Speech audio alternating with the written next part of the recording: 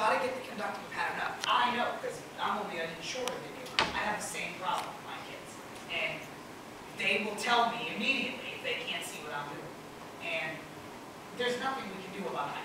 You can put on a pair of heels, but let's face it, it really doesn't make a difference. Because the problem has nothing to do with your physical stature and everything to do with where you're placing the baton.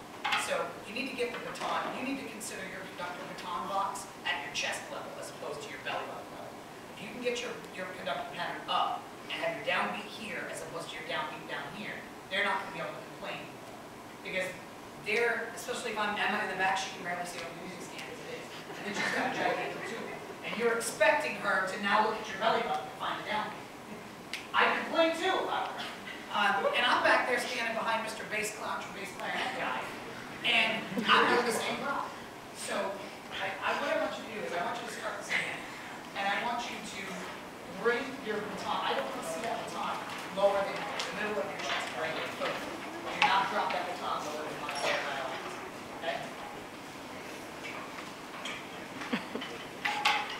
Just give me a breath over here. Oops. Yeah, first break, right at the beginning.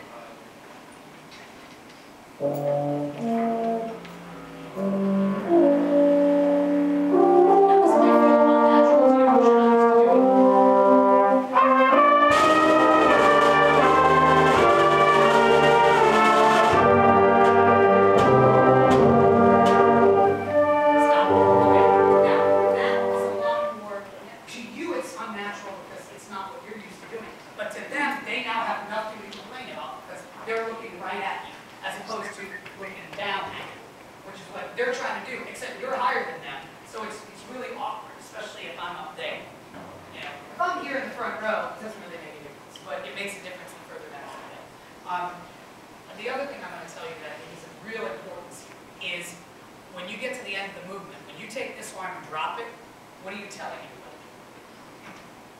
That's one thing. What else are you telling people? That's right. This signals to the audience that we're finished. So every time you got to the end of a movement, you dropped your arm. If we were in a concert performance, they would applaud because you told them you're finished. Wait, no, I'm not. Okay. When you change the page of the score, you keep this arm up here, flip the page of the score, and move on. This tells everybody there and there, you're not finished. And they should do the same thing. They should never take the instrument off their face. Now, if you do this, they're supposed to. So that's one of those conductor things, that ways we communicate silently with everybody in the room, because we are in charge of the room. That's what we're supposed to be as conductors. So, percussion section. When you guys play this, you have a suspended cymbal back there, right? And I know that you guys are deficient players. Not that you're deficient players, but you're deficient meaning short of players. In that third movement, when there's those cymbal solos that come up, we need to at least hit a suspended cymbal. Because she has nothing to cue there. Da, da, da, da, and there's nothing. There's a crash there. The only thing that happens is a crash. You've got to give her something to cue.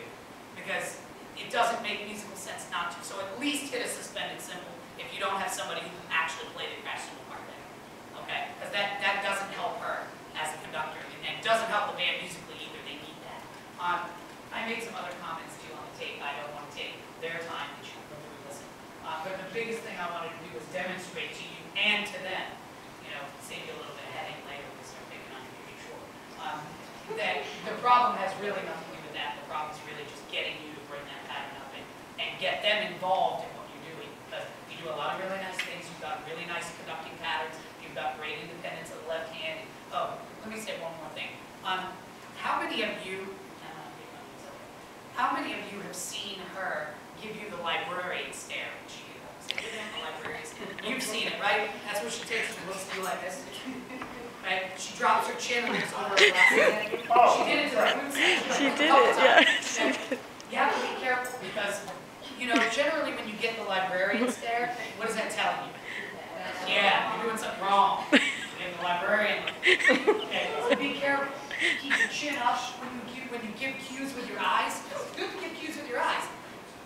But give cues with your eyes with your chin up so they see that you're looking at them with your eyes as opposed to looking at them, and even in the back as I'm judging, I'm like, even I felt like, ooh, that's kind of cool. Okay.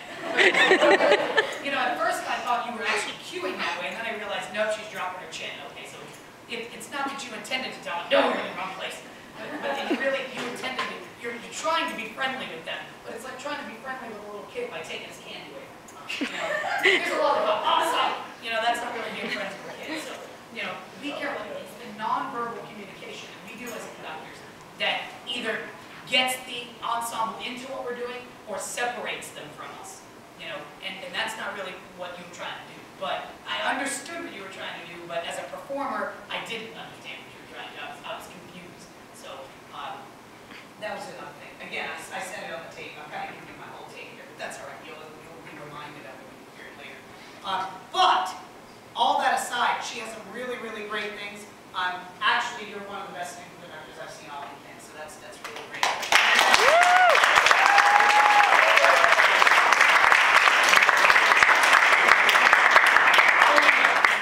All right, I'm going to close out with a couple of final comments. I know you're probably going, shut up, Mike, get out of here, but that's all right. I'm allowed to do that live because I haven't put a rating on the sheet yet, so you have to sit there while I'm done. At any rate,